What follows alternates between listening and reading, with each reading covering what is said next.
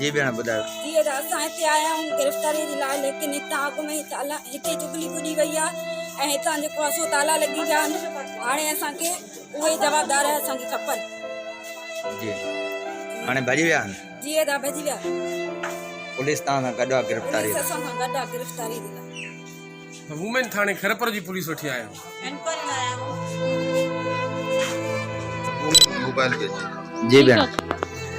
अस्सलाम वालेकुम। वालेकुम। जहाँ असां कल्ह वियासीं खैरपुर केंगरी जेका आहे औरत ते वियासीं, हुते असांजी पेशी हुई।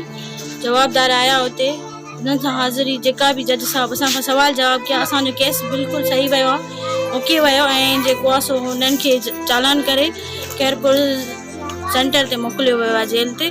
ऐं जेको आहे सो अॼु असां आया आहियूं, लेडीस असां सां साण आहे वुमेन थाणे वारी, लेकिन जवाबदार फ़रार आहिनि। हिन वक़्तु असां ॾाढा परेशान लॻा पिया राबिया जो मसइले में। उन्हनि सां सभु जेके बि आहिनि उन्हनि जा साथी आहिनि, वॾेरा बि अमीर बि उन्हनि जा ई आहिनि। अतू असांखे इहा शइ चई वञे तव्हां एक्शन खणो आहे, तव्हां उन्हनि सां विड़ो आहे। अगरि जे असां उन्हनि सां इहा शइ कयूं आहे, असां औरतुनि खे बि न छॾींदा, ज़ातियूं बि असां उनजे बावजूदि सॼा मसइला असां ॾाढा परेशान आहियूं। हिन वक़्तु असां सख़्त RPO खां अपील था कयूं, ख़ुदा असांखे इंसाफ़ ॾिनो वञे। SP खां असां अपील था करूं। तव्हां जॾहिं हाणे पहुता हो त ही ताला ॾेई विया आहिनि निकिरी?